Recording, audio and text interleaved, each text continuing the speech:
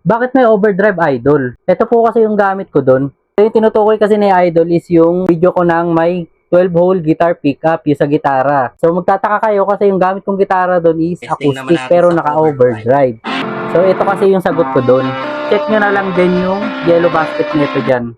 So yung overdrive po kasi nyon is ito. Ayan. Check nyo na lang. So ayan, dyan siya pinipindot. So, titesting ko ito ngayon. Check nyo na lang.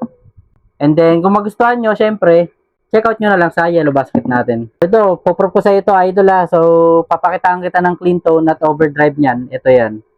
So, dahil lang yan dito sa Legato JA02.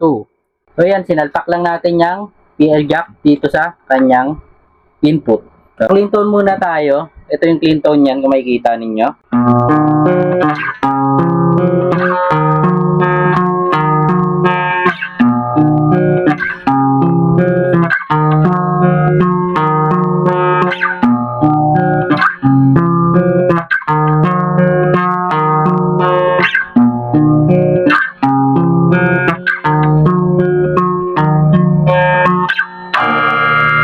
So ngayon naman, try naman natin sa overdrive. Ito yung overdrive niyan. Ito.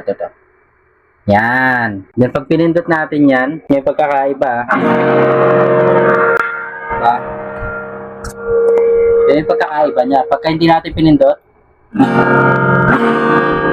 So yun, Idol, ito na. Yung overdrive na sinasabi mo kanina, bakit naka-overdrive. Ito na yung sagot ko sa'yo. Ito lang yan, dahil lang yan sa JA Legato 02 na mini guitar amplifier na pwedeng Bluetooth speaker. Napaka-compact, portable, pwede mong dalahin kahit saan.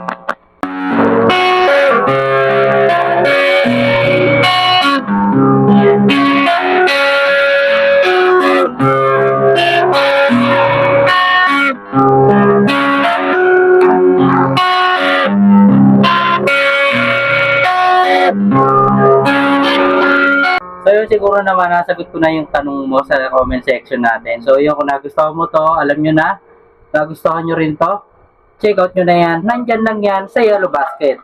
Ang ating Bluetooth speaker na portable, mini guitar amplifier, JA02.